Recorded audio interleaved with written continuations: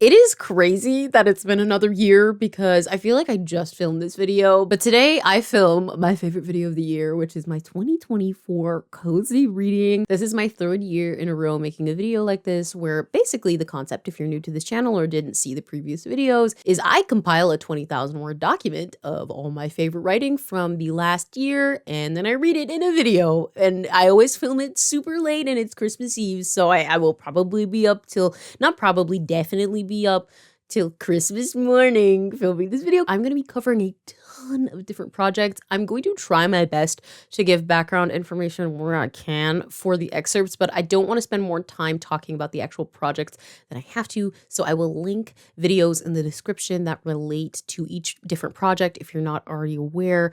A lot of these excerpts can sort of stand on their own in their own sort of entertaining way. So, you know, before we dive into the excerpts, make sure you check out the description for a full list of content warnings. There will also be timestamps with little descriptions of each excerpt if you want to bounce around. The first project I'm going to be reading from is Changing States, which is a novella that I actually finished at the beginning of 2024. I started writing it in August of 2023. So this really doesn't feel like a 2024 project for me because really I finished it in December, but like I just have to write the ending in January. You know what I mean? This is a novella that follows 21-year-old Jeremiah, who has just gone through a pretty horrible breakup, and he is making his way across the country back to his hometown. But on his road trip back, he gets the news that someone in his family has died. So it's a story about grief. It's a story about love. It's a story about queerness, and it's a great story. It really did not feel like 2024, but I feel like, you know, let's put a little Jeremiah for the Jeremiah stands. I gotta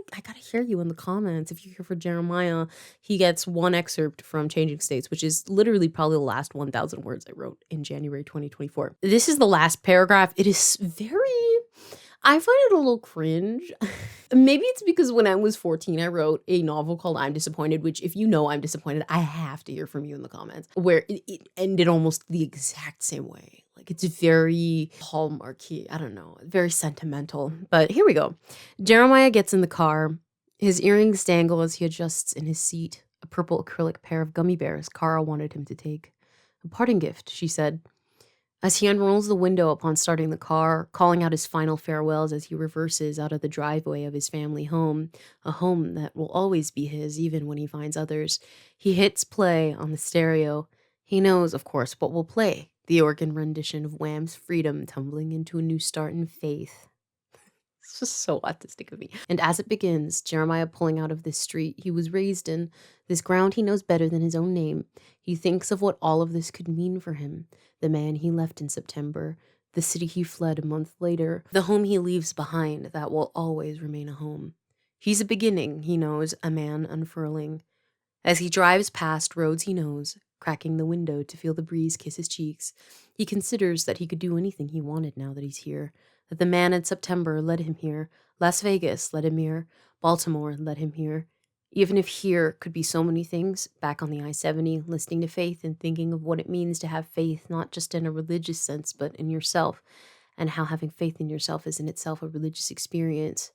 Sipping coffee right outside Dayton and smiling at the man who says Jeremiah's got starlight in his eyes. Driving like he said he could to San Francisco, where he takes pictures of the Golden Gate Bridge on a disposable camera. Entering his Las Vegas apartment with his shoulders relaxed, making angels on both sides of the mattress because he feels he can at last. Jeremiah is a possibility, an ever-changing man, and there's beauty in never staying the same. Even if he can't see it now, he knows he will in time. So as the verse begins to play, he lets himself laugh, the sun bouncing across the dash like a pirouetting dancer. He lets himself feel the heat, the caress of breeze. The earth touches him in ways men try to replicate, in ways he knows he'll feel again. For a minute, the car heading for the highway, the unfiltered light, he understands what it's like to be alive. So that's a really sentimental ending. I just want you to know that at the end of I'm Disappointed, you know, here he's talking about George Michael's faith, Jeremiah. At the end of I'm Disappointed, the narrator, whose name was Clifford, was listening to Billy Ray Cyrus, Achy Breaky Heart. So, you know, it's same vibe. So another project that was Jeremiah related was a novella, probably more of a short story that I started. I didn't actually write it this year. You know, 2023 was the year of novellas for me, and 2024 just felt like a very, very different experience in writing. I had just come home in 2023. I was trying to find my writing routine. I wasn't working or, I had the privilege of not thinking about working. And so like writing was, at least for, the first few months, writing was the way that I, felt grounded again after graduating. And that led me to focusing on novellas and learning that new form. I feel really like detached from the novella as a form, which is crazy because I love novellas and I'd love to write another one, but I wrote 3 in 2023, right? So that was the year of the novella, and it just didn't click for me in 2024. A lot of things got in the way, but this was a project called Angel Face. So Angel Face took place a few weeks after Changing States. It didn't really have a plot, more that Jeremiah was just surrounded by his group of queer friends in, sort of his queer experience, but I didn't really get to work on it. I would love to. It's more of a New Year's project, so really I should be writing it right now, but this is a conversation between Jeremiah and his roommate Rory, who's actually been a character of mine, God, since 2019. He showed up in the original draft of Mothwork, like in passing. Jeremiah is in Mothwork, and he tells Harrison, who, a lot of you will know, but I will introduce him later if you don't know who Harrison is. Be grateful if you don't know who Harrison is. Anyways, he tells Harrison when they meet in Mothwork, which is a book. I'll link a video. Anyways, he has a roommate, and that roommate is Rory. So they have a really fun kind of back and forth that is really fun. I mean, I love writing the best friend relationships. I have a really close relationship with my best friend, so I always try to capture that magic whenever I write friendships. This is the opening. Jeremiah is stringing up paper lanterns when Rory calls to tell him the store is all out of Diet Dr. Pepper Cherry Vanilla, which means the new year is already ruined without having even begun. You mean ruined for you, says Jeremiah, his cell phone pinned between his ear and shoulder. He rips a strip of scotch tape with his teeth and tacks another lantern above the window. That's controversial, says Rory, and Jeremiah pictures him heading out of the grocery store with his bike helmet under his arm and onto the street where, if Jeremiah squints, it started to rain. To who? I will literally call the entire friend group to prove you wrong. Then get the non-diet version if the flavor's so important to you. JJ, says Rory. His line crackles like he shoved his phone between the strap of his backpack. I love you, but if you keep saying things like this, we can't be friends. Jeremiah rolls his eyes with a laugh, knowing that a mile up the road, Rory's doing the same thing. From the kitchen, the microwave timer goes off, signaling the successful crisp of the mini veggie quiche Jeremiah bought on sale the evening he arrived back from Baltimore. He sets the tape roll down, swinging around the breakfast table as he readjusts his phone to his other ear. I wish I were more sympathetic to your cause, he says. Bu's going to cry when she finds out there isn't going to be Diet Dr. Pepper Cherry Vanilla at our one and only welcome back soiree of the year. Do you want Bu to cry? I don't think she'll care all that much, and can you not just call it Cherry Vanilla and Dr. Pepper? This conversation is so fucking stupid. Would I call a lover by the wrong name? Rory asks. Jeremiah rolls his eyes again, but this time without the knowledge Rory does the same. I need to tend to the quiche, he says. Tend to the hearts of your best friends, says Rory. From the street, Mariah Carey's We Belong Together bursts in, then out. She's performing tonight at Times Square for Dick Clark's New Year's Rockin' Eve, and his mind wanders for a second to the man who might be attending, at least before he reaches into the oven barehanded and almost burns off all his fingerprints. If my quiche doesn't burn, Jeremiah wrings out his hand, then grabs the oven mitt hanging over the door handle. I'll run to the corner store. And when I get home, we'll kiss on the dance floor, says Rory. Which, says Jeremiah, peering at the black and white tiles that are still strewn with both their things, a starburst of clothes and hair products and CDs that could almost be a gallery installation, cyclone as a young man's post-move mess. You still need to Swiffer. Every time I think I love you, Rory mutters. Jeremiah shakes the tray of mini quiche in the sheet pan so they unstick, wobbling around like puff pastry marbles. Tough shit. He pokes one that's gone lopsided, rubs the grease between his fingers with a frown. It's really fun, I think. Very different from Changing States. If you read Changing States, the novella that I'm never publishing, you would know. Anyways, here are 2 more excerpts from Angel Face, literally the only other things I wrote for Angel Face. He wonders if Harrison's in that crowd, bundled in an LA Lakers scarf Sue's bought him, although he's a Knicks fan and she knows it. They were all out of anything else. He knows it's more accurate to assume Harrison's there in the leather jacket he goes nowhere without, forgoing a hat, gloves, because to him there's something comforting in discomfort, something alluring to him about pain that's so consuming it doesn't really matter. If he watched Mariah sing We Belong Together while his hands nettled in the frost, if he lit a cigarette on his walk back home to come close to any form of heat. So, a little context if you don't know anything about my writing, there will be many videos, like I said. You get a crash course in an autistic person's mind in the description below. Harrison is a character that I have written for 10 years, over 10 years at this point. He shows up in, I write with the exact same cast of characters, and he shows up in many of my projects, and this one is sort of the literary version. We're going to talk about this fantasy version. It's going to make up the bulk of this video, actually, but this is obviously their relationship in sort of the literary landia, and this is the last excerpt from Angel Face. It's not that he doesn't think about love anymore. In fact, if there's one thing Jeremiah is certain of, it's that he can't denounce love the way he'd wanted to in Baltimore. The lover in him as intrinsic as his own hands. He likes this about himself, that he finds loveliness in all things. Overcast skies, broken radios, wrong turns, peach pie, midnights occupied by another body that ultimately end alone. There's always something gentle to take away from the bad things, that an overcast sky means rain will soon soothe him, that a broken radio only epitomizes the love it once received, that wrong turns lead to shimmery adventures, that peach pie is still an enemy to him, but that you can love an enemy, that the lonesome, quiet, and naked nights when it's just you, a duvet, and the murmur of your heart is the closest thing to brushing heaven, which I think is sweet. He's so romantic. I forgot about how lovely and positive he is as a narrator. Speaking of, pessimistic devil spawns, person, enter the chat. So 2024 was so weird for me because I wrote a lot in the beginning of the year. I was deeply unemployed and like having a bit of an identity crisis and dealing with such intense anxiety that I was like, I need to get medicated. So this was before I got medicated. I started handwriting what I thought was going to be my fourth novella, a novella after Changing States called Lost Gods. Now, the novella is still going to be called Lost Gods. I'm not sure if I'm ever going to write it, like beyond what I've already done. Basically, over the year, I wrote a little over 10,000 words of random scenes, just like vignette scenes. None of it is in chronological order, just vibes. Most of it was handwritten. Most of it is explorations of relationships and romance and sex and bodies. It's really interesting. I didn't really focus on it too much because I was writing SUNLESS GROUND, which we're going to talk about later. However, I really like a lot of these, and Lost Gods is turning into a novel. I wanted to read a little bit of what I wrote here, but basically the plot of Lost Gods is a bit different to the plot of the novelization. We're just going to focus on the Lost Gods plot for now. Lost Gods follows Harrison after the events of Body Bag. Oh God, I'm gonna have to explain this to everybody. Why do I have like the Marvel universe of stories? Like that meme. I need to put that little.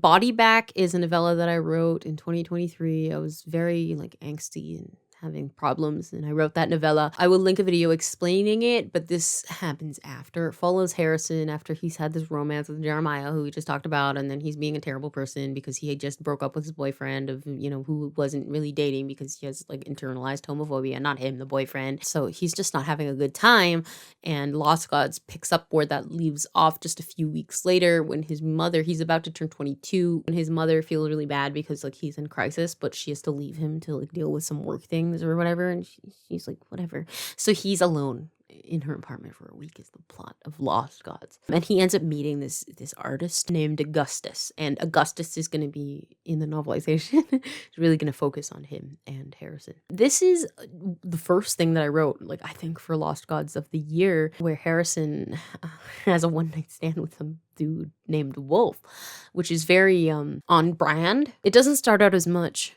The walk back to the apartment feels like the moment a CD spins in its player, the still anticipation of pleasure. Harrison almost makes the wrong turn a block away from the apartment and only remembers when Wolf says cowabunga mid-sentence because a few days ago he had seen a telephone pole poster with that word and took note of the street it was on, the same one that leads back to the apartment. They're both silent as they shuffle through the hallway, and by the time Harrison takes out his keys to unlock the door, neither man breathes. Inside, the apartment is stale with the scent of leftover rice Harrison forgot to put up, but Wolf doesn't seem to care. He gazes around the apartment with the glossy wonderment a person only possesses when high, says cool stuff with his mouth pooling with saliva.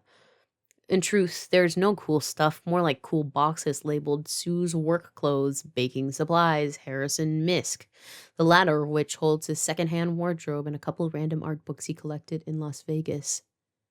Jeremiah had gifted him a copy of Alexander Thoreau's The Secondary Colors, which was essentially a list of every orange, purple, and green thing that could ever be thought of, and the two of them spent an evening writing down their favorites, though they only got through orange, and now the only thing he remembers is the first line. Orange is a bold, fortsome color, which both he and Jeremiah agreed upon. They share a favorite. A lot of these excerpts from Lost Gods are like first drafts that I wrote either in a notebook or in like on my phone, and I think I love that you can see that, like you can capture the rawness and just me reading it. But that book, I reference it everywhere. I talk about the book so often. My art teacher, when I was in university, when I was in my last year, I took a first year art course because I just needed an elective. Instead of like challenging myself, I was like, I'm gonna take this art class because it's gonna be easy. Not that art is easy, but like I was taking it because I had already taken a class which I knew was the exact same, and it was easy. But anyways, the teacher remembered me from the first year, and he lent me the book. I didn't get to read the whole thing. I only made it through orange. So that's what inspired that. I really want to get a copy because it was sick. Here's the end of that sort of experience. I have no other way to say it. When Wolf leaves, slugging himself out of bed with the grace of a dead man, Harrison hits play on Susanna's stereo, skipping through her mixtape till Bob Seger's old-time rock and roll buzzes through the speakers, and like he's Tom Cruise, slides across the apartment in just his socks. The leftover bottle of Jack's becomes his microphone as he mouths the words, latching Wolf's aviators over his eyes at the chorus and ignoring the wiry sirens outside that stimulate Manhattan, a city built to repel until the thing that dooms it makes it desirable. Here, we get to meet the artist, Augustus. Hey, King. Except he kind of sucks. Anyways, this is like sort of in Harrison, like idolizing him. Harrison in the novelization is like more obsessive, I think. So you can start to see that. I love seeing how Lost Gods turned into the novelization, just sort of looking back on it. Augustus says every man is art, and that's a fact, not an opinion. As they fumble, as they always seem to be doing, in a perpetual state of fumbling, Harrison considers this is a line Augustus uses on every man he wants to sleep with. If he thought about it longer, he'd cut short whatever life he's given to this sapling of a relationship that'd spend the rest of this week making pot brownies and listening to Springsteen as a means to avoid killing himself.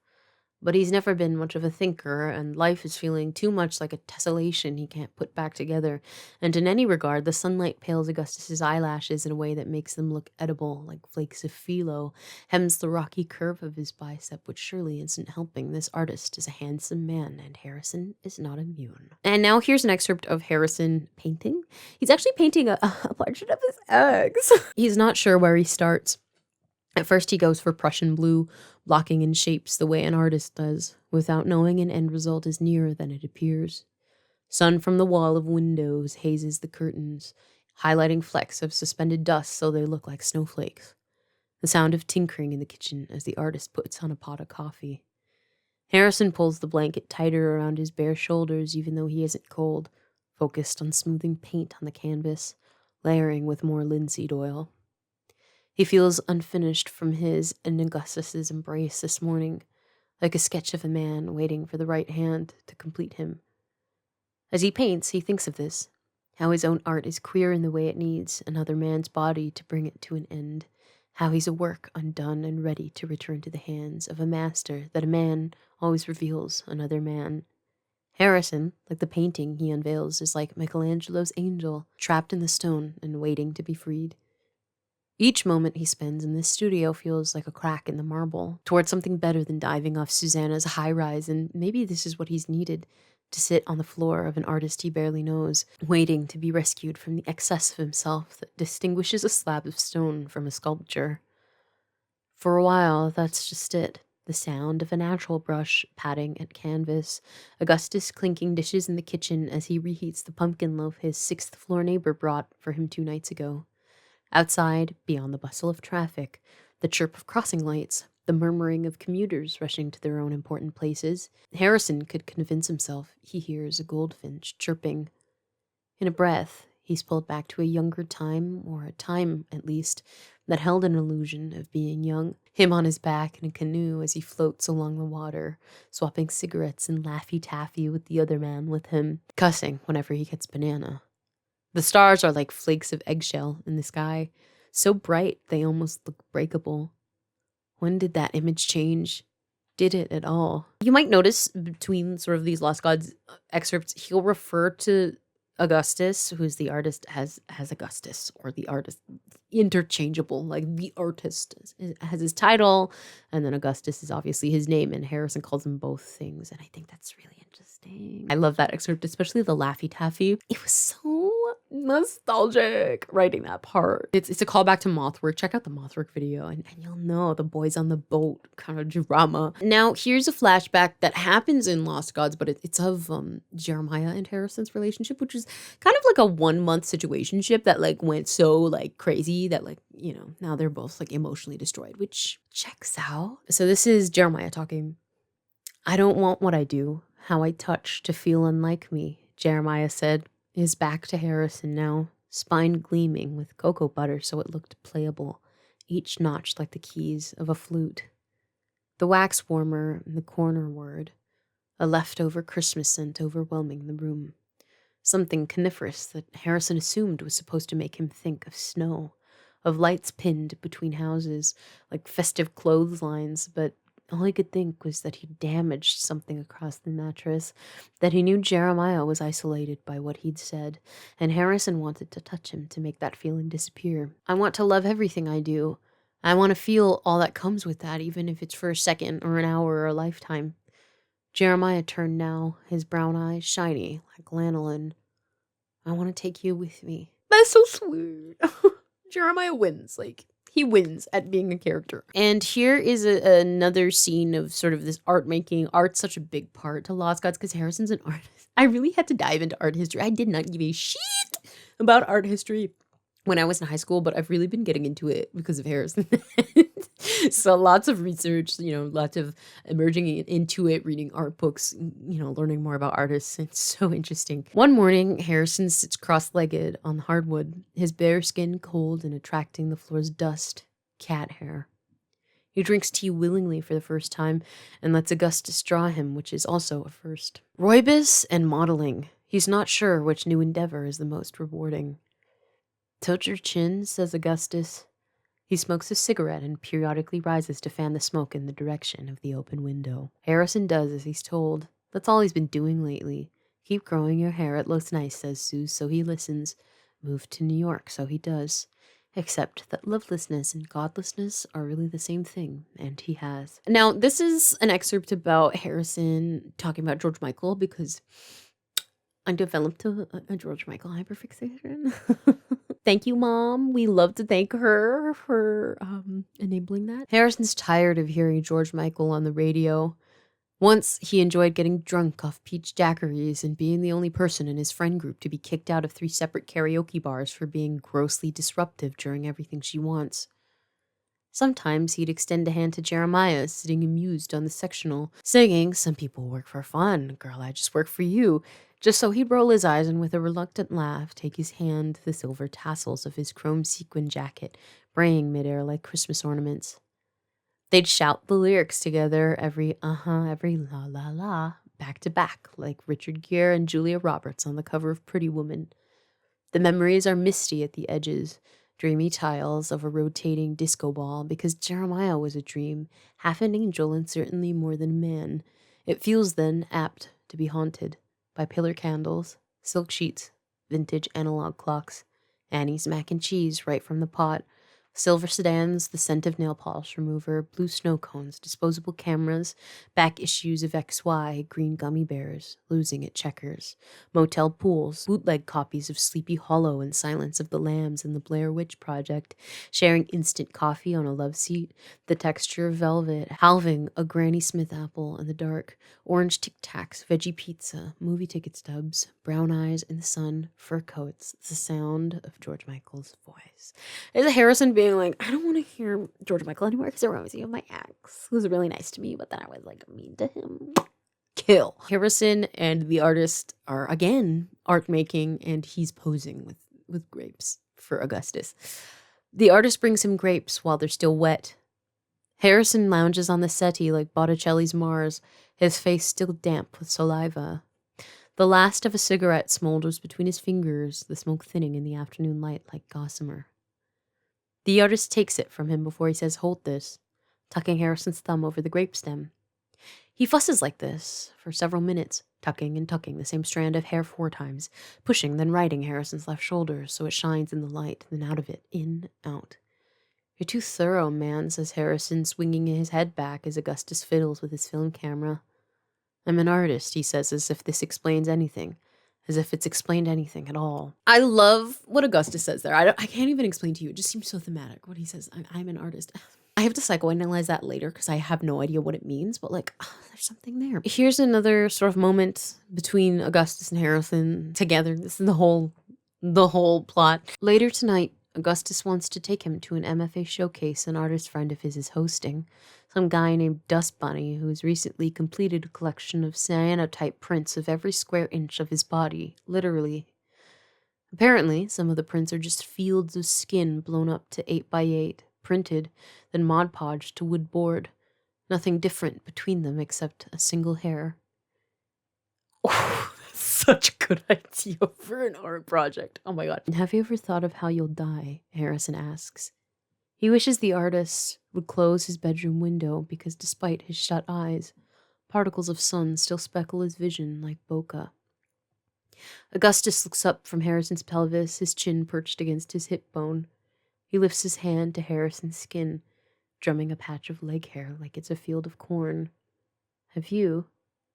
The ceiling needs repainting, or at the least refinishing, etched along the surface of a rough underpainted recreation of Botticelli's Madonna of the Magnificat. Only the Virgin Mary's been sketched out, the rest of the figures left as ovals and lines. The work is likely years old, the artist's half-finished project, started perhaps by another lover who once stared at this exact ceiling, the artist at his waist and decided the space was too bare. The artist's hand falls to his cheek, pinching his jaw. "Don't leave me," Augustus says, and for a second Harrison thinks he's asking him to stay alive for his sake, a request that seems premature this early in their relationship. But then Augustus kneads Harrison's thigh with his knuckles, the pressure hovering just above pain and effective enough to tether him back to the room, the incense misting in the corner, frankincense, a scent moldering like a corpse, the hum of the refrigerator, the radio still on in the kitchen playing the yeah, yeah, yeah, the neighbor's TV leaking through the drywall. "Yours was the only one left with a palm tree on it. The clothes are damn cheap here, too, you know that?" Harrison's mouth ajar, heart fluttering in the same skittered way a paper fan opens. He focuses on the hand Augustus trails up his breastbone, how certainly the only thing keeping him alive in a week where death is the most tangible and least consequential it'll ever be, is this exact hand. Touch, not a savior, but a barterer. How long can Augustus buy him more time with just the tips of his fingers? I love that scene. I think it's really intense. I mean, Harrison deals a lot with his own mind and really struggling to like himself.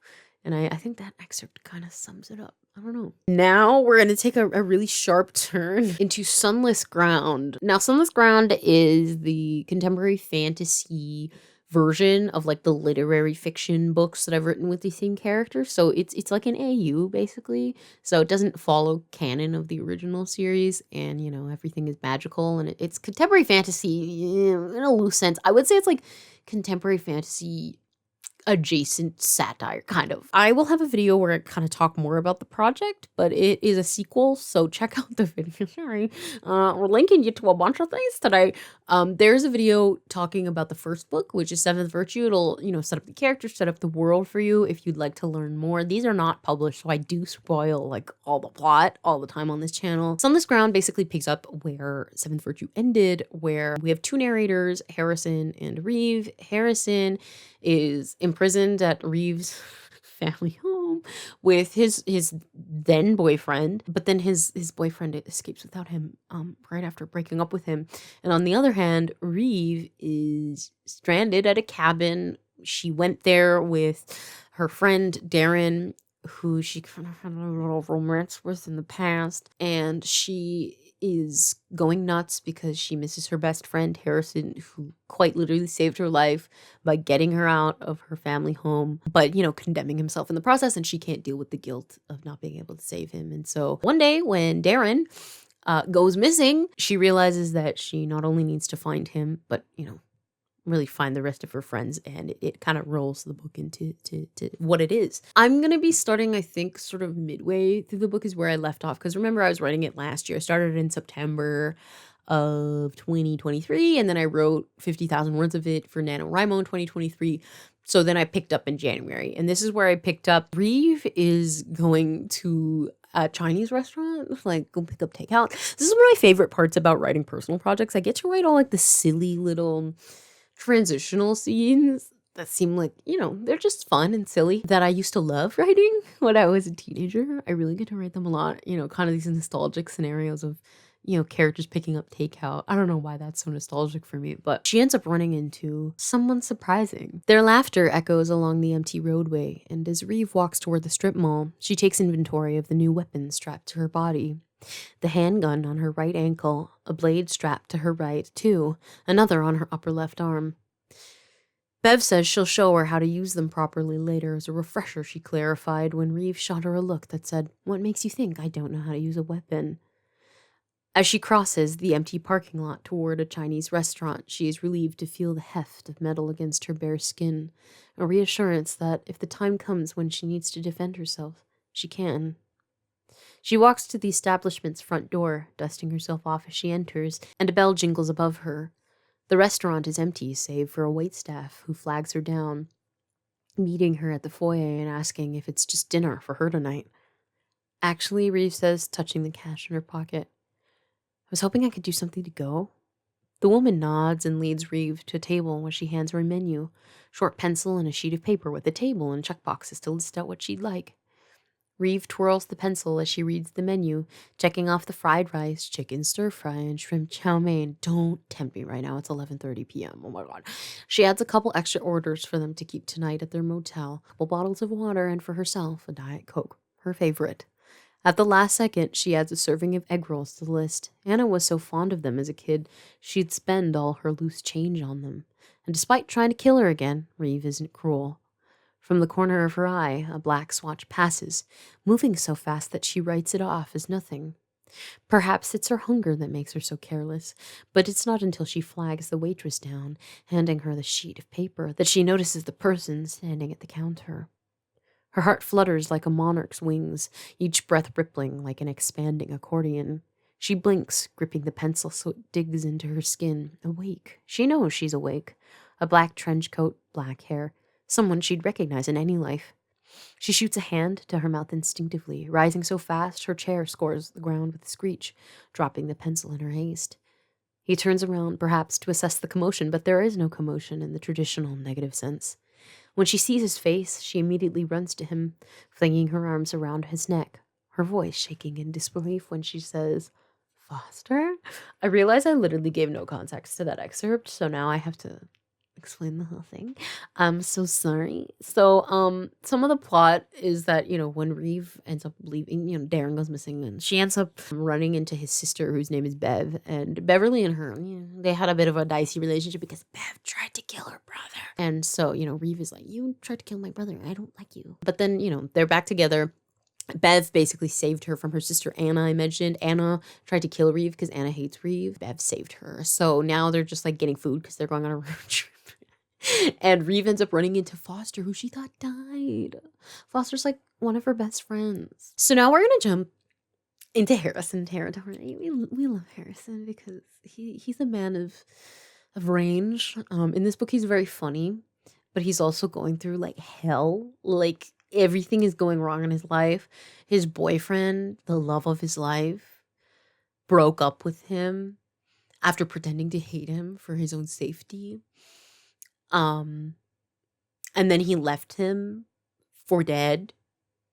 Now here's Harrison having nightmares of his boyfriend that are really like pleasant dreams of because his boyfriend broke up with him. They're like nightmares to him. This is when he's being like in prison. This is his like not doing well era in this book. Of course he dreams of Lonan, though they're less dreams and more memories. It feels unfair the way his brain assaults him with snippets of an easier time. The two of them with linked arms walking through Times Square like proper tourists, sharing a shawarma in front of Macy's, in the backseat of a car outside an unfunny comedy show near Radio City, kissing to Springsteen's Born in the USA. Can you imagine? Born in the USA! And you're just making out with your boyfriend. Lonan holding Harrison's face when he thinks he's asleep, whispering a part of a Portuguese nursery rhyme Susanna had first taught Harrison as a kid. My best friend is Portuguese. I hope that her grandmother forgives me for these terrible pronunciations. Avô, I'm so sorry. Estou à beira de que me amo, não há regalo maior. I'm near to the one I love. There is no greater present. I love that line so much that my sister got me a ring, which is it like inscribed with "I'm near to the one I love" on the outside. It's a children's nursery rhyme that I found, like I guess a Portuguese nursery rhyme, and I thought it was so beautiful. The next scene is Harrison still in his imprisonment when Chris, who is his, ex-boyfriend's little sibling, comes to visit him, and they're only 16, and kind of like he feels really responsible for taking care of them because this whole family sucks.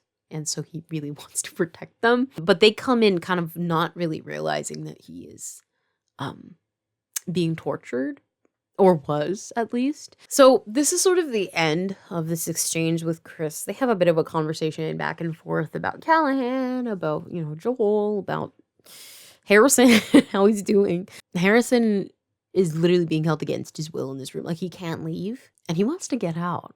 He's not trying to stay there. At this, he leans forward to hug them, ignoring the discomfort. They look genuinely relieved at his affection, that he hasn't turned his back on them despite their betrayal, and he wishes he could say it's because he's forgiven them. In fact, there was nothing to forgive, but even if that was true, it's not the motivation for the hug. When Chris rises, taking Harrison's garbage and heading to the door for Callahan to come back in, Harrison smiles, gripping a small object in his hands. Before Cal does enter, he exposes it with a shallow grin. The right hand side of Chris's sword earring, not sharp enough like an actual blade, but better than nothing. As he pushes it into the waistband above his hip, he thinks, borderline amused for the first time in a long while under this roof, that he's always been a thief. Why would he change now? So that calls back to Harrison's sort of original canon in Seventh Virtue. He's like Robin Hood for some reason. We have no idea like who he's giving things to or what he's taking, but that he's like basically Robin Hood. So that was a bit of a callback. Now this is a conversation early on between Cal and Harrison when Cal tries to, earn some trust. And he's like, why don't you play chess? Now, fun fact, I don't know how to play chess. I used to know how to play chess like for like 2 days when I was in elementary school because I was taught how to, and I feel like could have been good. I had the opportunity. I wasn't good, but I could have been okay. All that to say, I don't know how to play chess, so I could not have been bothered to research it. So I really skimmed over that. Feel free to, add details in the comment. And Harrison's not really amused that Callahan wants to play chess with him. He laughs. You want to play chess with me? Cal opens the box to reveal a matching wooden board and 2 sets of wooden pieces, one bleached white, the other a glossy maple. Are you busy? I'm not playing chess with you. Do you not know how? Harrison almost snarls. What does this man know about him besides his first name? He and Susanna spent many nights playing chess in the back of her car when his father became unkind. The only worthy opponent he's ever played besides his mother is Lonan, and he'd assume Lonan would be the last man he'd play a game with if he could help it. Get out, Harrison says. You think you can make requests of me? I could kill you with one hand if I wanted to. At this, Callahan looks at Harrison's hands, both free, both so capable of burning him alive if he'd learned anything from Harrison's accidental trick with the cigarette. If I listen to your requests, Cal says, smiling a sort of priggish grin that does not help how much Harrison hates him. Will you listen to mine? Harrison bucks his chin. I don't owe you anything. I could have let you die when I found you. You should have. Cal pulls his face so close to Harrison's so the jasmine of his cologne laces Harrison's cheeks. Is that what you want? We're back in Reeve's point of view. So Anna, Beverly, Reeve, like I mentioned, and Foster end up going back to this house that Foster's at because she met up with Foster. Foster's been staying at some mansion. So breakfast is happening and Reeve is like, what? Again, these like sort of domestic, really like fan surface, okay for myself, scenes. When Reeve makes it to the breakfast table the next morning, two things surprise her. Beverly is drawing a portrait of Foster and her sister is cooking breakfast. She peers over Bev's shoulder as she etches with a block of charcoal, the lines sharp, clean, the most surprising fact of Beverly being an artist that she has the patience to do it at all. Anna cooking breakfast is a surprise, mostly because she wields a knife. Morning, Reeve says, clutching her arm as she further assesses the situation. Someone squeezed fresh orange juice, the rinds discarded into a catch-all bowl, and a fruit platter's already been laid out, complete with kiwi, strawberries, and even cherries. Really, what Reeve wants to say is, what on earth are both of you thinking? But both Bev and Foster seem so unbothered by Anna with a deadly weapon that clearly her worry is misplaced. I'm making your favorite, Anna says, another surprise that she's the first to speak. She looks sprightly this morning. Her blonde hair tied into a high pony she obviously would have needed assistance slicking up. Reeve steps forward, closer to the table by Bev and Foster, like if she doesn't get nearer to people she knows she can trust, this bizarre image of a hospitable Anna will crack. Full English. Full English might be a bit of a bastardization, Reeve thinks, but that's what she, Anna, and her mother would call a relatively substantial breakfast when the two of them were girls. Hot dogs, packaged bacon, baked beans, a couple eggs, and perhaps untraditionally, smiley face fries. All these ingredients are laid along the stove and counter now, a hot pan sputtering with oil and eggs as Reeve stands, trying to keep her jaw from dropping. Reeve nods with a strained smile, then urges closer to the table. Beverly, she says, still eyeing Anna. Can I talk to you? In private? I'm not going to attack you again if you're worried, says Anna, occupied stirring baked beans in a sauce pot. She gestures to the area on her back Bev had stabbed. I'm not really in the right commission anyway. Right, Reeve says, slitting her eyes at Bev, who does indeed look at her. So we've gone from yelling at each other to making each other breakfast. Do you have a problem with that? Asks Anna. No, I guess not. I can help you with the pain, Anna, Foster says now. His hair is damp and smells like herbal shampoo, a sort of greenness that's distinctly him.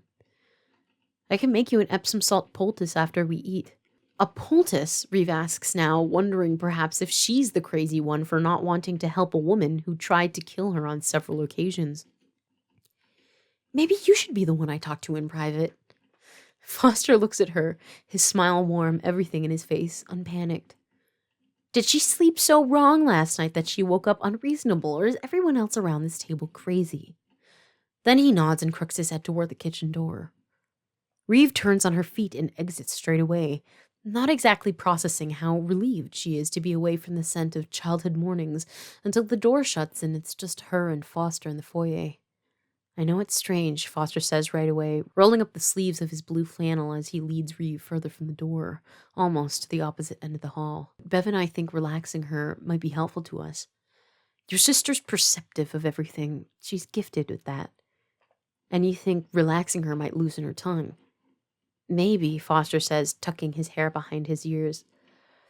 At the least, she might not try to manipulate her way out of here. Something passes over his face. Hesitation, and he takes Reeve gently by the shoulders now, his voice barely a whisper when he says, She could have by now, couldn't she? Maybe there's a reason she's not in a rush to get back to your family. Reeve's stomach sinks. She tries not to think about what she and Bev had deduced, that Anna was only ever in Ontario to sleuth out Reeve on the instructions of Joel. Do you think he forced her to come here? Joel? Possibly, Foster says, squeezing Reeve's hand. Or she's stalling.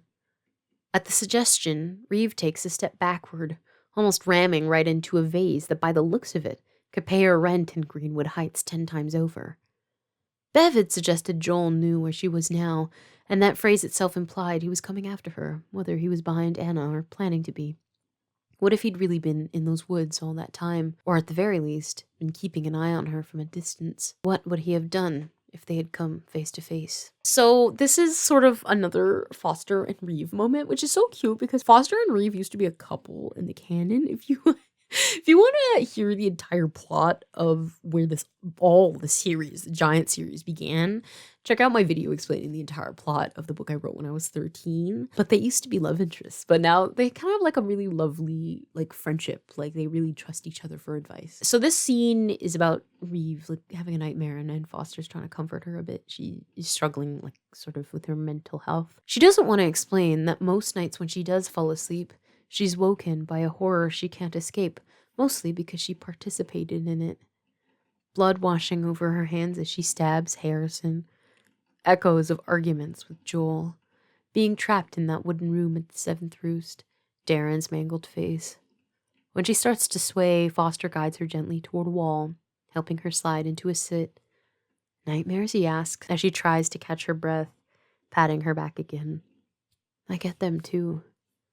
She looks at him now, searching for evidence of this, a harm in Foster's face that doesn't belong there. She'd seen that hardness in him at the restaurant. Something changed, perhaps, in these months he's grieved, with no one else but Elias. Despite looking starker, he also feels different. But who out of any of them doesn't? Beverly's changed, whether it's losing Kit or losing herself and honoring her mother's vengeance. It doesn't matter. Darren changed. She knew it in the way he looked at her, like he was looking at something easy to maim, like tinfoil. Lonan's changed, wherever he is, leading a charge to survival he didn't sign up for, and Harrison's had to have changed too, even if the thought of it is unbearable. Under the roof she grew up in, it's impossible not to. All these people she knows, traumatized in their own way, the one thing they still have in common. My family here, Foster says quietly, finding Reeve's hand on the floor. They taught me everything I know about plants. I know which ones help pain and which ones help you sleep. I also know which ones come back every year, perennials. They change every year but bloom from the same spot. He holds their linked hands up to a tungsten light ahead. It almost looks like they hold the sun. We've all changed since we last saw each other, but you're the same, even when you come back different. Foster's so cute. Honestly, we need more Foster love. Like, he's the best. This is a sort of a pivot to Reeve and her situationship. Her ex-boyfriend, Darren, you know, she was her friend after, and they kind of have a will they, won't they vibe going on in this book for a little bit. So this is her kind of thinking of him and sort of the times that they have struggled together. The last time she'd seen Roses, she was with Darren at the cabin. He'd spent the day driving to the nearest town to restock supplies for their stay. That's how he said it. I need to restock supplies for our stay. It felt odd how it almost sounded like he was referring to what would inevitably be the rest of their lives as a short vacation. A little blip in their timeline that would right itself eventually. He'd been doing that often, trying to convince her this life, isolated at a cabin that was home to neither of them, was something to look forward to. In the summer, we can go down to the pier, he said, one morning as he hovered over a bowl of sludgy instant oatmeal. He'd gotten her favorite flavor, cookies and cream, but she couldn't eat it because, unbeknownst to him, it was Lonan's favorite too. The water gets nice in July. My friend's got a canoe in the shed. We could take trips on the morning in the water. She said nothing. This was her default option because she was tired of saying things. There didn't seem to be a point. Besides Darren, no one she loved was near her. There didn't seem to be a point in spending mornings by some beautiful water and paddling in a beautiful canoe if she didn't have a brother to be near her, if she didn't have Harrison. There's an apple tree out back, too. We can harvest in the fall and make pies. Remember the one time we tried? She didn't want to think about it, but of course she would. Darren had this habit of talking about the past in a way that made it irresistible. She didn't care if it was his way of coping. Being thrown into a memory of the two of them laughing over greasy, buttered fingers and flower-white shirt fronts was painful. She flinched, remembering that they'd become occupied carefully on the couch as the pie baked, that her body had found its place draped over his, that she'd been so focused on holding his face that the pie burned. They laughed about it and still ate what was salvageable, but that was in a time that seemed so much simpler. Darren noticed her discontent like he always did. He was constantly noticing everything about her, and she was tired of that too. She didn't want to be watched anymore. As he came to sit down across from her and her uneaten oatmeal, she knew he'd bring it up, say something about adjusting eventually, about making a life despite the future looking completely lightless. He folded his hands in front of him, and she looked away, though she didn't need to see him to know the look on his face. It was the same look that overcame him when she admitted she didn't know why she out of everyone had been saved, when really maybe what she wanted to say was she didn't know why he was saved to be with her. A sort of grueling, bottomless pity. She couldn't be pitied. Her oatmeal was cold, and she couldn't be pitied.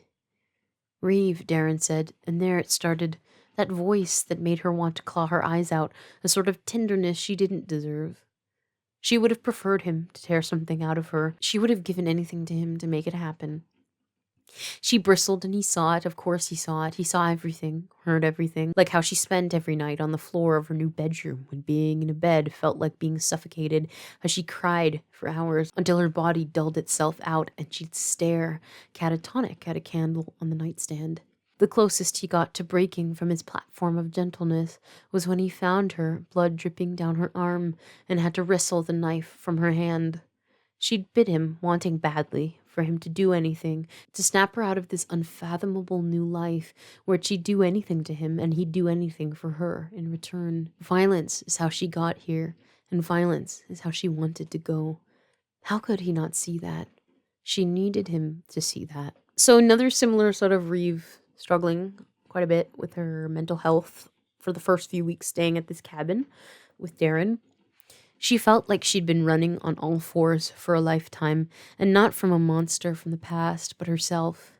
Everything she'd done had led her here, past the point of recognizing herself. She'd always covered her mirrors, but here where the bathroom mirror couldn't be hidden at all, it didn't matter. The woman she saw in the reflection was a stranger anyway. She rose from the bed and marched over to her, bracing against the counter as she searched for herself. Her face had not changed. Sure, new bruises had formed, but they'd go away eventually, and yet the woman who stared back at her was unrecognizable. A bewildered woman with a bad haircut she'd keep giving herself because any other version would make her look too much like the corpse of herself she'd left behind. When she dug her palms into her eye sockets, the woman did too, blinking, her long dead, owlish eyes. She gripped her chin, trying desperately to turn any other face but a stranger's, but there was no one else there. Where had Reeve gone? Darren still saw her, she knew that, but Darren saw goodness in everything, and what significance did that hold? She was tired of seeing his face, her face, she knew it, but the face of someone who'd so easily let herself turn into someone else with no fight to give. Now, on the flip side, this is Reeve comforting Darren. I think a big part of SUNLESS GROUND is that Reeve really lacks empathy for like everybody. She's so focused on trying to save Harrison and her guilt for not saving her best friend that she loses empathy for him and what he's gone through because she makes it about herself. And also she doesn't have empathy for Darren, and Darren is a huge support system for her. I mean, that's gonna be her husband. She kind of takes him for granted quite a bit. And this is a moment of her kind of realizing that. Reeve shushes him. What else could she do? She'd hurt him earlier, but probably not nearly as she'd hurt him in his dreams, or how much her presence had hurt him in his dreams. Tucked against his chest, she'd wanted to make them both disappear from this place, to arrive somewhere new where neither of them had been, where they could hear the call of seagulls and feel at peace, where they could smell ocean breeze and understand they were both free from the dark crevices of the past. But she couldn't, and maybe that was her problem. Darren was trying everything in his power to help her, perhaps being useful the way Foster had wanted, to make himself useful by asking her to harvest the valerian. It was the only way he could cope. But she also hadn't tried to help him. While he was out in the city buying her flowers and her favorite flavor of oatmeal, she was hidden in the cabin, even from herself, trying to find ways to die physically, and if she couldn't do that, at least spiritually. Darren had lost everything. His brother, his future, his mother, his sisters, his friends, his family, his home. She was the only thing he had left, and even if he'd never say it, even if he'd let her leave him the way he suggested she do, drive him to an airport where they could live separate lives, she knew leaving him would be like taking away the only thing he had left. Perhaps that was an error. Back then, nestled against Darren's body like it were a natural continuation of her own. She didn't know she'd later learn her resentment for him. Resentment that was really fear, that was really love. It didn't matter. As she steadied against his chest the way they would have as a couple, she pressed her mouth to his heart. She wasn't much of a comfort, or she felt she couldn't be. She couldn't tell him what truth could be found in his dreams about what Joel had showed him. She couldn't stop the things that woke him in the middle of the night, just as he couldn't stop what came to her. But she could be here, both of their hearts racing into the other's. She could be right here. So after a lot of conflict, Darren and Reeve get engaged, and Foster is like, let's throw you a party at this mansion, mostly because I wanted to write a big party. There was like 6 people there. This is Foster doing the most. Really, Foster's made the occasion a lot more elaborate than is needed for 6 people, a sort of miracle that he's managed to string the whole place up with garlands and balloons. The minute Darren and Reeve walk in, their arms linked, everyone minus Anna rise and applaud. She's not sure what shocks her most, the attention, that everyone is dressed like they're about to walk a runway, or the silvery glaze of the room starlit by open windows. Foster, Reeve gasps, narrowing in on a record player in the corner that turns a classical vinyl. He stands at the head of the table, Anna, Bev, and Lonan interspersed around the perimeter. This is not just a dinner party. He grins. What did you think I meant when I said lavish vegan feast? I thought you meant dinner. Around a table. He gestures to the cherry dining table in the center of the room, decked out fully with swan-shaped napkins and silverware she can only imagine hail from the 18th century. Are we not about to have dinner around a table? He asks. I didn't think you were putting on a... She gapes at the twinkling lights he's strung up along the curtains, no doubt with the help of Bev, then at the single-tier cake on a well-endowed dessert table, the surface pruned with white roses. Extravaganza! Foster leans against his chair, twirling his hands midair as if saying, what can you do? When you give a queer a mansion. Reeve laughs and moves for him, dragging Darren along behind her when she gives him a hug. You sound like Harrison. Someone needs to tempt for funniest person in the friend group. She kisses his cheek. Usually she'd be heartbroken at any reminder Harrison isn't here, and it's still half true. Without him here on a night she always imagined they'd share, him painting her nails, her blotting his eyelids with makeup. She doesn't feel quite whole. But then again, that's how she and Harrison have been from the start, the fuel that helped the other run. Everything about them was automatic. Whether they spent the evening stumbling down Bowery Street, sipping wine coolers from paper bags, or sprawled on Harrison's bed, watching Hell's Kitchen, their limbs interwoven like intersecting lakes. Sometimes they drive out on back roads on sunny afternoons just to shout ABBA out the open window, share a bottle of orange Fanta, and swap cigarettes.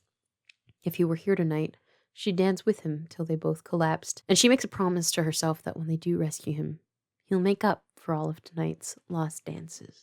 I don't think he wants to in the present day. He's not feeling that good.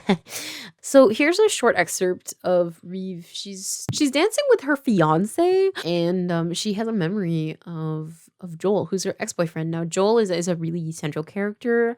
I don't talk about him that much because I feel like I don't want to ever give him a spotlight ever because he sucks. But this memory is actually a positive one. It's a pleasant one, and she kind of remembers it, and it feels kind of nice to her for a second to have like one positive feeling that has arisen from thinking about him, because that doesn't usually happen. They hadn't meant to go cake tasting. Really, she assumed she'd spend the rest of the day staring at the window of their bedroom and wondering how possible it was to crawl out of it and fall.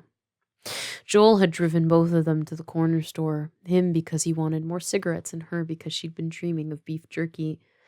They both checked out, and he was halfway through smoking the pack, she halfway done her second bag of jerky when their tire blew.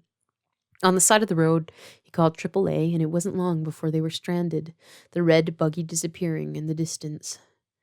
She started to laugh. The sun was going down and she'd eaten a bag and a half of beef jerky. They were stranded on the road by a strip mall they never went to. Of course she started to laugh.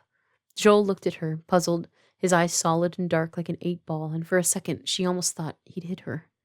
But then he laughed too, or more like coughed on a laugh, which made him laugh even harder, and they were both on the side of the road, laughing because they'd been stranded in front of a strip mall they never went to, and the sun was going down, and then he took her quickly by the waist and kissed her right there where anyone driving by could see, careful at first, like he just wanted to test that she was there, and then with fervor, he spun her there in the grass on the side of the road, their mouths connected, the two of them laughing, and it was nice, them in the grass. The sun setting. The next excerpt is back in Harrison's point of view, and it's with him and Cal getting to know each other. It's a getting to know each other montage. Callahan visits him so often he begins to lose count. He uses these visits and the rapidity of his body's healing to count the days, assuming each new wave of strength counts as one, if not two. According to these calculations, he spends an additional week in the concrete room, give or take. On day 3, Callahan did indeed bring him the art supplies he'd promised, several sheets of letter-sized manila paper and a mixed set of charcoal sticks and conte. "If you need anything else, let me know," he'd said before he left, which was a half-sincere invitation, because what Harrison needed was a scalpel or a knife or even a pencil he could use to stab that archangel-looking man to death. He calmed his proclivity for homicide with the pack of cigarettes he'd won in their first chess game, and by sketching out portraits. Ran out of paper so quickly, Callahan brought him in an entire notebook's worth the next time he visited, touting also some lunch packet chicken noodle soup, which under normal circumstances Harrison hates, but in his desperation ate with a voracious glory. It's then that Callahan noticed the portraits, which Harrison usually kept face down on the ground, and before he could stop him, Cal had lifted the drawing to the light. It should have been more embarrassing than it was, though embarrassment wasn't the first thing Harrison felt when Cal asked, "Who's this?" and Harrison had to fight not to say Lonan. Really, what he felt was far worse, a cloying ache where Lonan's presence was. He didn't answer, of course, and perhaps Cal took that to mean the face of the man scrawled in terracotta and black was just a figment of Harrison's imagination, which lately felt like the truth. When Cal noticed the look on Harrison's face, a sort of distant grimace, he set the drawings face down as they'd previously been and apologized. A spark grew in Harrison's chest to hear a man say he was sorry for doing something, especially something that hardly seemed like a problem. He wasn't secretive of his art, never was. So maybe this is what motivated him to say, "Someone I knew." "Knew?" Cal asked, standing again like he understood he'd broken a boundary, and to resume his tower over Harrison so they were on 2 different planes would heal the wound he'd inadvertently caused. "A long time ago," Harrison said, which didn't feel like a lie. The last time he felt he truly knew Lonan was long before his mother had gone missing, long before he'd been sucked back into this family's drama, deception, schemes. Callahan didn't press any further and instead asked Harrison to play a game of chess, which he did. In fact, they played so many games of chess that Harrison started to make a tally of them, too. It seemed they played a game at least twice a day, if he cross-checked with the bettering of his body and Callahan's delivery of meals. Harrison won over half the matches and suspected Callahan was letting him win. Some of his plays were so blatantly terrible it was the only conclusion. When he called him on it, Cal said nothing, though Harrison started to lose, embarrassingly badly, after that point. Chris visited him too. They seemingly hadn't noticed he'd stolen their earring, and if they did, said nothing about it. Every day he spent a half hour at a time grazing the dull metal blade against concrete, knowing that years ago he'd sharpened a plastic knife enough to stab straight through a watermelon. Chris was unaware their jewelry was a work in progress about to be weaponized, and besides, their visits were never focused on Harrison's survival. Once, they brought their own set of watercolors and plastic paintbrushes to use, though Callahan confiscated both before they could bring them in, which meant the two of them spent an afternoon finger painting. It was more fun that way, and it relieved Harrison to see Chris relax, to know their stress had been lifted, if only temporarily, with Joel gone. While he couldn't physically be around them to know they were safe, seeing the color return to their face after they'd for so long looked like a phantom confirmed to Harrison that he'd made the right choice in choosing to forgive them. In fact, forgiveness was never a question. He'd forgive them in any lifetime for anything. They mattered that much. It's therefore his only regret that he has to bring Chris, even if only a small part of them, into an act of violence. The next time Callahan visits, Harrison's ready for him. He knows just how Callahan enters on the first visit, that he'll have a tray in one hand and the room's keys in the other upon broaching the door, that this is the only time of day where for a few seconds neither of his hands are free. Harrison tackles him ungracefully. But what does grace matter if he'll come out the other end victorious? His body is past the point of delicacy, which he is lucky for. It makes easy to wrap his arms around the taller man's frame and nudge the now sharpened sword earring against his throat. Several things happen at once. Callahan gasps, and the tray he's holding, armed with its typical silver canisters, clatters to the concrete. The silver pots splitting open like skulls. The sound is almost religious. "Resist me and I'll cut off your head," Harrison says, yanking Cal's shoulder down so the makeshift blade pinches the other man's skin, which is his only regret. It's a shame to mar an untouched canvas. The keys. Perhaps Callahan likes the potential of being a dead man, because at this, he does indeed wriggle under Harrison's grip, though not for long. At the threat of additional pressure, he yips. "Are you holding an earring to my throat?" chokes Callahan, weakening as Harrison drives his shoulder into the concrete wall for more leverage. He digs the miniature sword even further until a thin slit of blood appears on Cal's skin. "Can it still kill you?" "I didn't know you wanted to kill me," Cal says, still holding the keys. Enemies to lovers! Okay, enemies to lovers, but actually he was a snake the whole time and really just wanted your boyfriend. Shock. This is a excerpt back in Reeve's point of view. It's actually in Harrison's point of view, then jumps into Reeve's point of view. That happens between them sometimes, and it's very convenient for me, where Reeve prepares for this party that Joel is putting on, and he's rude about it. He'd invited friends over for dinner, though that's not the way he'd prefer to have said it. A simple gathering he might have been more partial to, or a chance to meet new friends. In the case of the latter, it was of course not him who'd be meeting new people, considering at every turn. He seemed to know everyone in Manhattan. But it was Reeve who'd barely considered his world was at some point larger than just her. She spent the morning preparing. As the sun rose, she scrubbed the bathtub, though it seemed silly to. Who at a dinner party would look at a bathtub? She did it anyway, her back sore as she contorted to the tile, just in case. Joel wasn't home. In fact, she was unsure when he'd left, if it was 5 minutes after she fell asleep or 5 hours. At noon, she secured her hair in a tortoiseshell claw clip and slung her purse over her chest, entering the nearest bodega with the keen sense she was the wife of a wealthy landowner whose only job was to cook, clean, and throw all of his house parties. "Tortilla chips," she asked the clerk at the front desk as if she were asking for artisan chocolates, glassed behind a display case. Of course, the man simply pointed to an aisle of neon-inflated bags. When she arrived home and he still wasn't there, something ticked inside her. Rage, she thought. She could be enraged. Cocktail hour wouldn't begin at 4:30, and in the meantime, actual dinner had to be made. She hadn't asked him what he'd planned for the menu, so she couldn't get started and wasn't kitchen savvy enough to understand what he'd planned to make with the zucchini, hearts of palm, and creme fraiche he'd recently stocked in the fridge, or if those ingredients were random additions to their ever-growing collection of foods in the fridge she had no idea what to do with. She set out the chips because that seemed like the simplest thing to do, filling up teacups worth when she ran out of serving dishes. She decorated the kitchen counter with a set of string lights Joel had left in the nightstand. By 3, she snagged one of his beers from the fridge, turned the television on. Playing was Muppets from Space, 1999, and halfway through mild, irritated sips, she fell asleep.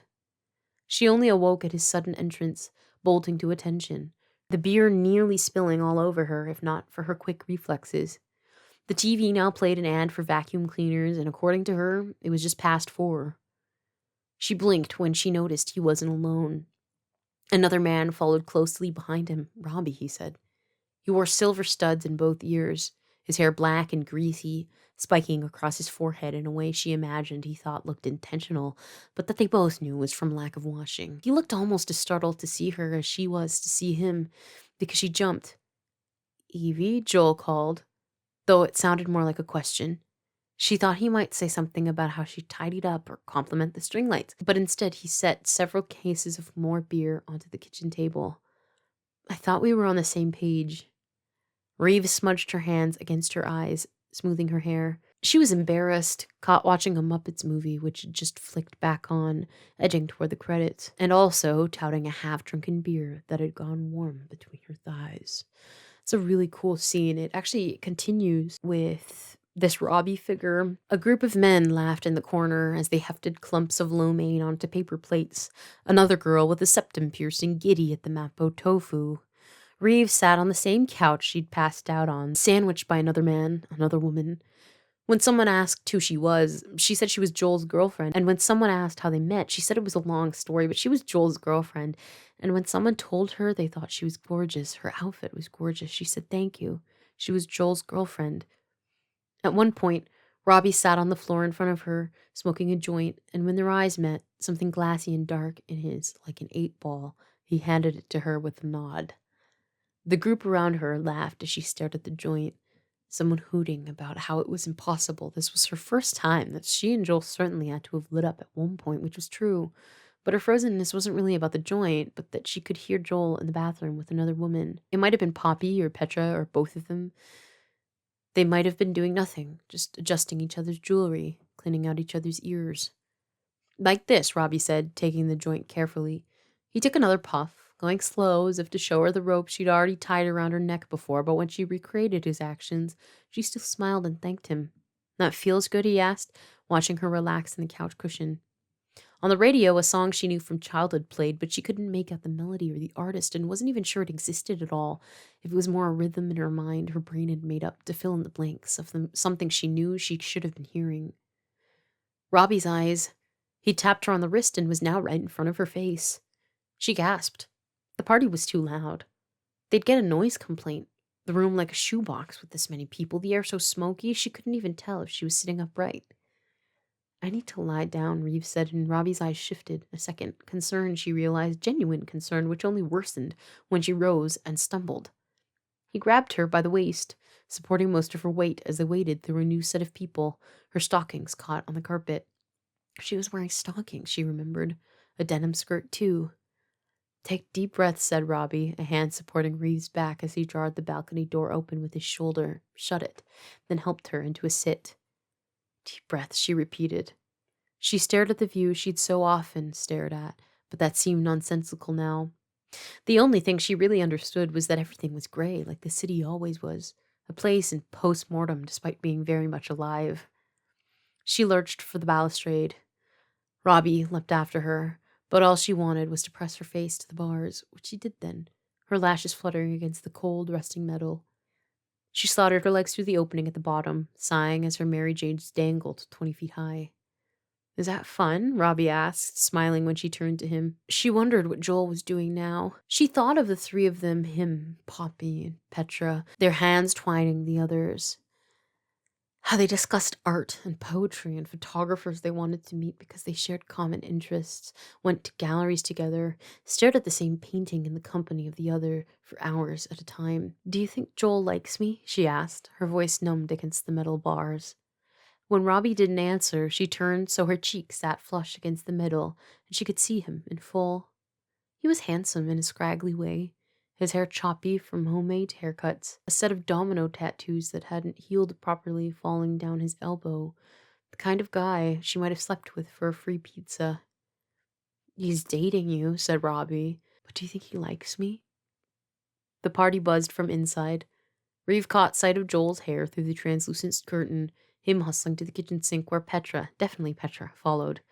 She leaned against him with a laugh, her hand stamped to his chest. Her smile was white and soft, like polished rice pearls, her nails armored in hot orange. She was beautiful, there was no denying that. Reeve wanted to cut her own nails till they bled, or shove pop tabs between her teeth. When she looked back to Robbie, he'd fallen asleep with the bars pressed against his face. Now, this next excerpt is Harrison and Callahan, again, talking. Callahan's trying to get the tea. Though the tea is he already knows all the tea, he's just doing this for rapport. Anyways, they'd taken a road trip during a midwinter argument. He can't remember what it was about. If someone had forgotten to load the dishwasher, if someone failed to turn all the lights off before heading out from either of the two's apartments they practically shared by now, if it was the winter that made them grow cold. Whatever it was, both Harrison and Lonan exited the conversation like gutted trout, their ribs hollow, teeth aching. They'd gotten in the car with the intention of driving a long time. Neither turned on the radio, so they sat in silence, a static sharpness from the shouting an afterthought, the cinnamon air freshener swinging from the rear view a metronomic punch back to life. Perhaps it was possible for things to get too good, and what they needed now was a comfortable stint of bad to, together, dig themselves out of. Lonan took pictures from the passenger seat. He'd bought a Polaroid camera secondhand a few weeks before, and every few minutes it whirred as he snapped a shot, and the film developed. On his test pack of film, he practiced taking pictures of Harrison, brushing his teeth, flipping an egg, doing push-ups, undressing, kissing his reflection. Lonan's new subjects weren't nearly as provoking. Though Harrison only saw him when he periodically glanced, he assumed from each release of the shutter what Lonan had captured: a neon-colored gas station, a road sign, a crosswalk, a portrait of Harrison driving. Harrison returns to Callahan in clean clothes, his hair damp. At his entrance, Cal looks up from the now set board. He's lit a cigarette and smokes it now, the smoke dissipating along the hardwood ceiling, and Harrison's grateful for the distraction of the scent. It makes him forget momentarily what happened earlier.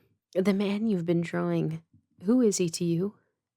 Harrison freezes with his rook midair, staring forward at the cigarette smoldering in the ashtray. He doesn't finish his move and won't. Whether Callahan's intent or not, the game is ruined. He sets his piece onto the board, turning around, his body fizzly like someone shot him straight through. Isabella has a son, Cal adds. Stop, Harrison wants to say, even though he knows Cal won't. He has no reason to. Still, he raises his finger to his lips, that one word etched into his mouth. Stop. Reeve's brother? Harrison looks up. He shakes his head as if to tell Cal to please not do this, to forget anything he told him about Reeve, if it means not having to split himself open in this room tonight. But still, Callahan leans forward, his hand inching toward Harrison's, and says, Lonan. Harrison closes his eyes. What he wants to do is get up from this chess match, this man, open the barred up windows with his bare hands, and leap from the roof like he'd meant 2 weeks ago. Anything to not hear his name again. Even death would be easier. Did you love him? Callahan asks, and Harrison resists the urge to stop digging his fingernails into his palms. Don't please, he whispers, not wanting to think of Lonan and his promises. Lonan and his body, he once said, was Harrison's shield. Lonan and his hands and touch and breaths and hair and voice and prayer and heart and love. So this next excerpt is pretty tough, but it's really kind of like one of the most, profound moments I think I wrote this year. I really like I said, it's tough. Check out the content warnings, but this is just one that really has stuck with me. What feels like a lifetime ago, Reeve vowed she'd hold Harrison close to her, keep him safe like he was a precious stone, a sinless pearl. It was mid-spring, Manhattan a clot of early blooming crocuses, men and women halfway between fashion seasons, not quite warm but not quite cold. He'd called her panicked from the roof of an apartment building, the tremble in his voice bordering hysteria. His mother had been missing since the early morning, and he'd been out looking for her since, barely running off 2 hours' sleep. He couldn't figure out where he was, so flustered, his words conjoined in a way that told her in his madness to cope. He'd been drinking. She headed for him immediately. After triangulating landmarks with him on the other end of the line, she found him not far from Prospect Park, swaying at the edge of a roof. She knew he wouldn't jump, or at least hoped he wouldn't, in his state, a sort of misty half-consciousness. She couldn't be sure. A sound like a butterfly's wings beating pulsed at her ears, his outline wavering in the wind, and from the door she ran for him, her heart racing, and when she lurched, a hand around his chest, his was too. She pressed her cheek into his shoulder blade, inhaling the damp essence of him. He'd washed his hair recently, the remnants of a peppery shampoo. His breaths were shallow, like someone had thrust a knife between his ribs, but she knew he was physically okay, no scent of blood. Do you think it might feel like flying? He asked, his jaw unhinged. His eyes were far away, glossy, like a beetle's shell. Below, the cars looked like ants, the crosswalks like little strips of licorice. My mother almost jumped once. Reeve gripped his shoulder. Wind rippled her hair, chiming through her earrings. A set he'd bought her, actually, moonstones set in mismatched gold moons and suns. We'll find her. She slatted her fingers up his back, shoulders, then through his hair. Damp gathered under her nails as she skimmed them across his scalp. I will. I can't keep doing this. His eyes were unnaturally red. His cheeks flushed, too, so he looked feverish. He hadn't eaten since the previous morning, his hunger a secondary feeling, the lack. He wasn't wearing his jacket either, an odd occurrence like he'd run straight out of the house without thinking, one of his shoes still unlaced. She didn't know exactly what it might feel like to worry for the one person in the world apparently built to worry for you. This wasn't abnormal. Susanna disappeared periodically, and this routine would happen every time. She'd go, Harrison would panic. She'd eventually return. Reeve had assumed, perhaps coldly, that he'd gotten used to this pattern of fear, that at this point the lack of her couldn't affect him if he knew realistically she'd reappear in a day or two like nothing had happened, and that in a month, in two, the cycle would repeat. But on that roof, the traffic below a hollow bellow, the sun threatening to peek out, it was clear she'd been wrong. Harrison lifted his thumbnail to his mouth, ripped it off in one go. Tears welled at his waterline, and he spit the nail out at the same time he laughed, his jaw trembling. I can't do this anymore, he repeated. Then you don't have to alone. Reeve rubbed his back, pulling her cheek to his shoulder blade again, kissing his shirt every few seconds. We could find somewhere for her, somewhere better, I'll ask. Not that, he said, his skin vibrating, almost a beat, with nowhere to go. She could hear the air in his throat. It took her a moment to realize what he meant, the slight shift of his weight closer to the edge of the building.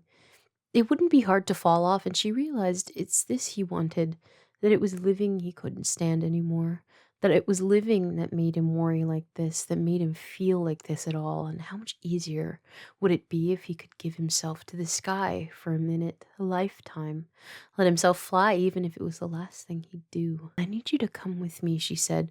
Perhaps she wasn't sure what else to say, her mouth hanging open, repeating this, until the tense moment passed, her erratic heart calming, his body going taut again, like his muscle function had been returned in a blip of awareness. All she had to do was press a little firmer on his shoulder, urging him back, and that was that.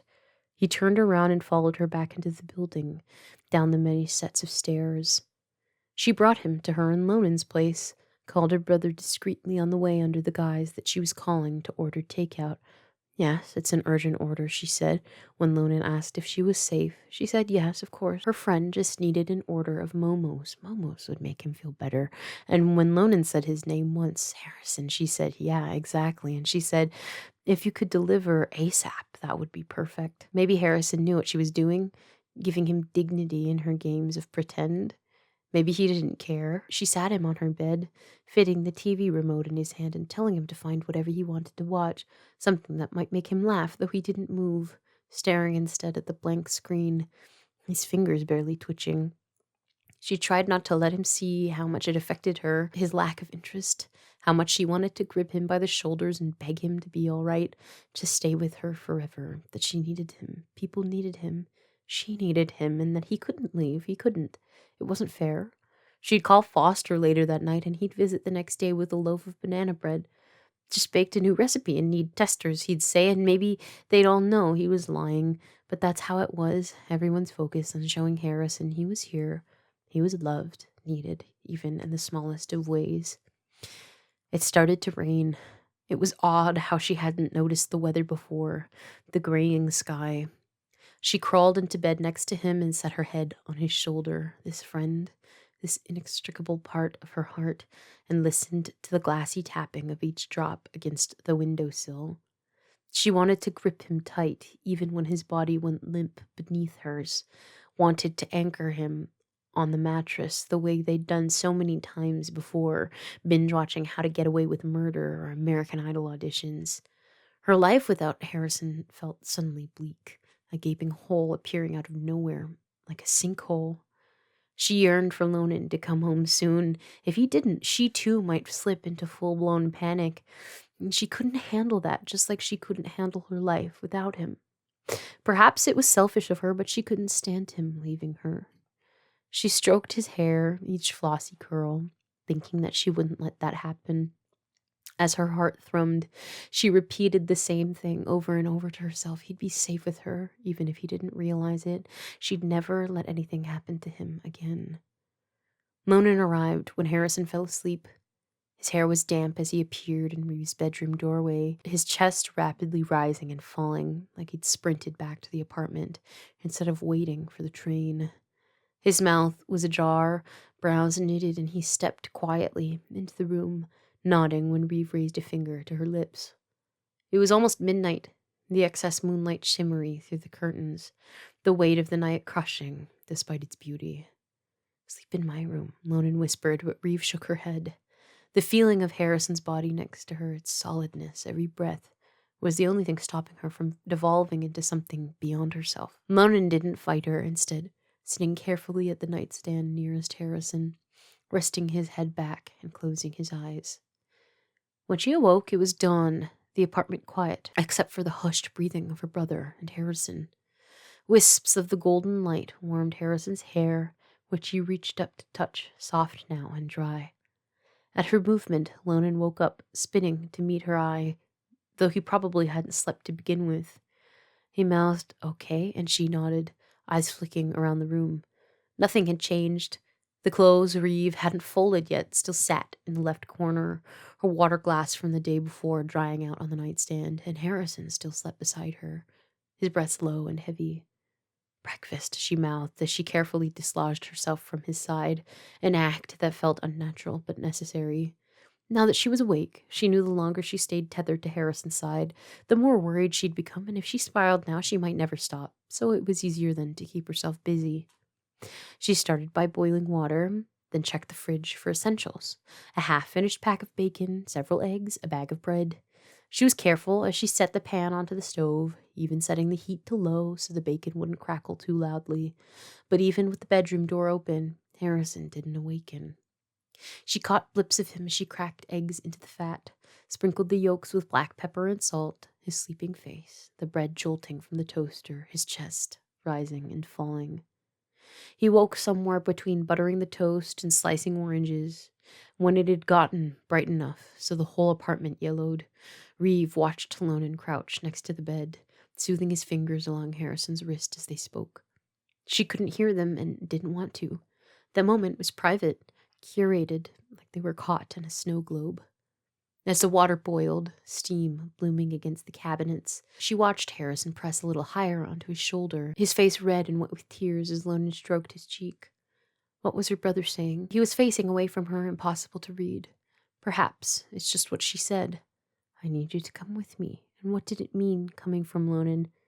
Their love was undeniable, a constant hum in that apartment that filled up the space, like room tone, like air. I love that excerpt. It's really tough. There's a lot happening, but I think it is one of the, I don't know, it's just one of those moments that you write and you're like, that was a moment. I had to take a second to free up space on my memory card. So this is Reeve and Harrison's sort of first interaction after they get reunited, because they do. They eventually reunite, but originally, sort of the initial reunion is exciting. It's lovely. But really shortly after, it kind of goes downhill because they both realize they've been through a lot, and kind of being around each other is a bit harder than they expected. Reeve returns to Harrison, still smelling of the creek. Darren offered to help Lonan back to his room, to stay with him for a bit, perhaps as an offer to help her feel better or a tactic to make himself feel better. Maybe it is best she and Lonan stay separate for a while, at least until the shock of Harrison's return wears off. Maybe that's an odd wish, anyway. As Reeve tinkers with the coffee maker in the corner of the room, she wonders if this feeling, a shimmery unrealness, will ever go away. Harrison hadn't asked for coffee. She wonders the last time he's had a cup, if this is the first in a long while, but after a second of contemplation, urges the thought from her head.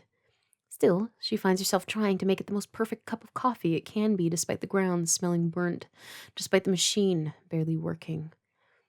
Since Lonan collapsed at the water's edge, her body's felt in progress somehow, a JPEG not fully loaded on screen, and she can't let that affect Harrison's first cup of coffee. He sits on his cot now, his head braced against the wall as the TV in the corner hums. He hasn't said much since she returned.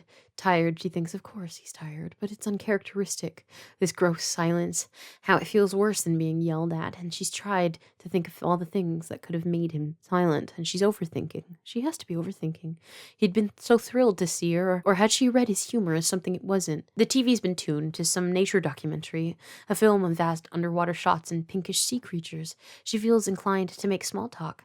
Did you choose the program? Although she knows it's odd.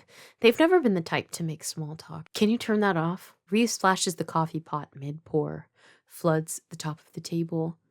She stares at the pooling mess for a second, her ears ringing at the edge in his tone. He stares at the coffee dripping off her hands, and this is the only thing that kickstarts her into grabbing a wad of napkins and drying herself and the table off.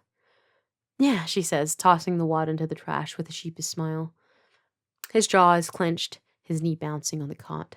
A sudden shift from the man he was when he'd cried to Foster. Now we have this moment where Harrison is with Darren. There's a moment where Harrison's like recovering, sort of in this infirmary. And he kind of has a couple of flashbacks to childhood. So this is a pretty interesting moment where he thinks that like he's back in his childhood, but he's not. When Harrison next sees light, the room is still and he is alone. He thinks for a second that he's in his childhood home, a brownstone in the south end of Brooklyn that belonged to his father only because it once belonged to his father's father. He rises from his cot like he's rising from his bunk bed, each cotton fiber of the fitted sheet clinging to his heels. Gold light spills beneath the closed door, and he hears his mother's voice and the foamy crackle of a frying egg. He's dressed in a white muscle tank and a pair of plaid pajama pants that aren't his, an ugly scent cloaked tight around him like grave clothes, his sweat a biological christening. At his chest, where he'd expect his mother's guardian angel necklace to be, is instead an empty space. He flinches, the snap of a chain, his open mouth. He didn't mean to lose it. He'll tell his mother that the next time he sees her. He's 8 or 26. His mother is downstairs. Breakfast is almost ready. Cinnamon is his favorite flavor. It's almost Christmas. Funny to say that because I'm filming this and it's Christmas. Merry Christmas. This next bit is with Harrison and his father. His father was not a good man. They didn't have a good relationship his whole life. So we have a flashback here. There was a better moment. His father wasn't always unkind. Once, he'd taken Harrison on a trip upstate for the weekend. Packed fishing rods and muskol. He and his father crouched in plains of dirt, both of them rank with sweat and smoke. His father brought his shotgun, aimed it carefully at a roaming rabbit. When he pulled the trigger, the shot an electric shock. Harrison's hair rose on his arms like taut cattails as the body fell. This happens shortly after that, where Harrison feels like he's losing his mind, probably because Reeve kind of distorted his reality, which is causing him to have all these, issues with figuring out where he is and who he is, what time it is, what year it is. She did it to help him, but so now he's having his moment where he's running through the woods because every male character I ever write with has to have this moment where they're fleeing. He runs barefoot through the mud, the forest around him, the predator he both flees from and into. His jaw chatters, his whole body alight in shame, longing, fear. He misses his mother. He was almost never a child. His body has never forgotten what's happened to him. He rushes past cedar trees, ponderosa pines. It doesn't matter how often he scrambles up rocky ledges, slips on half-frozen rings of mud. This landscape so vast, he understands why Foster doesn't stop talking about it. His home, a beautiful place. It doesn't matter if he tears his flesh open, whipping past jagged branches. He doesn't care. The only thing that matters is getting away from his own mind, away from the reality in that white room. All the things that happened in it, away from a reality where Lonan still hasn't spoken to him, where he fought with Reeve, where he misses his mother, where he hurt Chris, away from a reality where his head split so badly it's only a matter of time before he collapses on a gnarled tree root and is grateful for the dizzying reprieve. Harrison's limbs splay on the ground, a man tossed at the wall like spaghetti. He exhales hard, though it comes out more like a strangled sob, and he realizes then that he's crying. Vengeful. Lonan hasn't spoken to him. A fight with Reeve. He misses his mother. Harrison howls like a wounded animal, a sound that seems to come from beyond him. So much of his life over the last few months have been devoted to Reeve. He'd choose nothing else. He loves her enough to die for her, but what if he hadn't chosen this path? Where could he be? His mother, Lonan, Chris, everyone in a perpetual state of hurt because of him. He presses his palms to his eyes, just a man, just a tired body. Ahead of him, the sky is so bright despite the clouds, the white of it so harsh he squints. What could he see there if he wanted to? Where could he go? Back in Reeve's point of view, she is having another flashback of another party that she goes to with Joel, and I think this one's interesting. Reeve's relationship with, I think, other women is some of my favorite stuff to write. I think there's a lot kind of going on in her experiences that she brings whenever she interacts. In the car, between flecks of sun and the rumbling highway, she dreams of Joel. A long weekend, 4th of July, maybe Labor Day. They'd gone to a house party hosted by a mutual friend, though not mutual to her. His name was Evan. He liked Weezer and fresh figs. Worked with Joel once at a convenience store. The men gathered around the TV to watch a rerun of a basketball game, oohs and ahs sloshing alongside their beers. The cramped apartment smelled like beef and artificial cheese, a masculine musk in the air. Reeve didn't mind being sidelined with the girlfriends who'd first found refuge by the drinks table, and after an hour of listening to complaints about melting ice, had headed onto the balcony, one after another, like corralled horses. In line, Reeve buddied up with a woman named Lizette, and, upon the other woman complimenting her manicure, offered to paint her nails in return. It was hot out, the sort of summer heat that you only remember fondly, but that in the moment clings to the underside of your skin, like margarine to its plastic lid. The women took turns fanning each other with back issues of Sports Illustrated, Reeve hunched over the table with a bottle of silver nail polish, the only color Evan's girlfriend, Glory, had. And I wanted to read this excerpt. It's just short. I love the way Lonan's described in this, couple sentences. The evening is quiet. Reeve orders a bottle of wine, and she and her brothers split it on the motel carpet, taking long swigs straight from the bottle. Lonan passes out right there on the floor, all the lights still on, his skin translucent like a paper lantern. So Reeve stays right where she is next to him until she too falls asleep, lulled or exhausted into a sort of tiresome or somewhat merciful peace, and where one good thing starts, a bad thing perches itself to begin. The bad thing's coming up. No, this is just another bad thing. I love how we're gonna end on this excerpt video by reading Lonan killing a person. I wish it was like an inspirational one, but anyways. The second thing to go wrong is more obvious and comes in tandem with the third and then the fourth.